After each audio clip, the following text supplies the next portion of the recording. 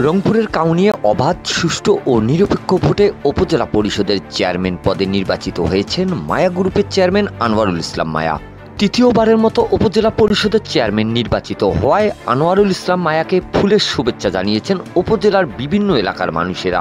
শনিবার বিকেলে চেয়ারম্যানের বাসভবনে নবনির্বাচিত চেয়ারম্যান মায়া বিভিন্ন এলাকা থেকে আসা শুভাকাঙ্ক্ষী কর্মী সমর্থকদের সাথে শুভেচ্ছা বিনিময় করেন। এ সময় নবনির্বাচিত চেয়ারম্যান আনোয়ারুল ইসলাম মায়াকে ফুল দিয়ে শুভেচ্ছা জানান হারাগাছ মেট্রো প্রেস ক্লাবের সদস্যরা এবং বিভিন্ন এলাকা থেকে আসা কর্মী সমর্থক ও নানা পেশা শ্রেণীর মানুষরা। চেয়ারম্যান মায়া বলেন, স্বার্থন্বেষী কতিপয় মহলের চক্রান্ত উপেক্ষা করে এলাকার উন্নয়নের ধারা অব্যাহত রাখতে জনগণ তাকে ভোট দিয়ে নির্বাচিত করেছেন। তিনি যুব সমাজ এবং নবীন ও প্রবীণদের সঙ্গে নিয়ে জনগণের আত্মসামাজিক উন্নয়ন ও কর্মসংস্থানের কাজ করবেন। তৃতীয়বারের মতো জনগণ আমাকে নির্বাচিত করেছেন এবং আমাদের অনেকগুলো কাজ আছে।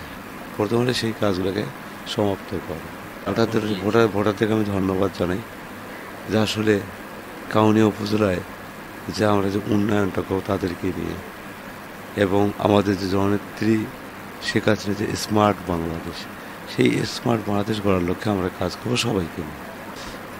আমার আমার যারা কর্মী সমর্থক আছে তাদেরকে আমি প্রাণঢালা অভিনন্দন জানাই। পাশাপাশি এই নির্বাচনে অনেক পক্ষ বিপক্ষ থাকে, এই উপজেলাকে সবাই মিলেমিশে আমরা কাজ করতে চাই, আবার সেইভাবে যাতে তারা সহনশীল এবং মানবিকতার পরিচয় দেয়। Mizanur Rahman, DRS news.